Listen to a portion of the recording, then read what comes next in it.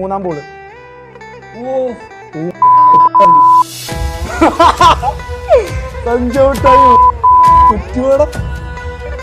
SSLC exam എഴുതുമ്പോ പോലും ഇത്ര tension ഇല്ല. വീണ്ടും സെക്കൻഡ് വിക്കറ്റ്.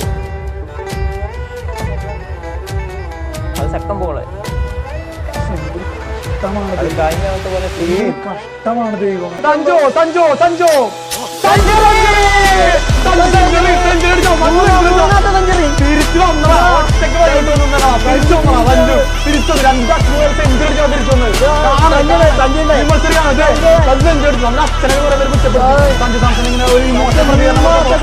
അച്ഛനെ കുറ്റപ്പെടുത്തി കണ്ടോ? അച്ഛനെ മുമ്പിൽ തന്നെ മകൻ തോറ്റിട്ടില്ല, മകൻ തിരിച്ചു വന്നു.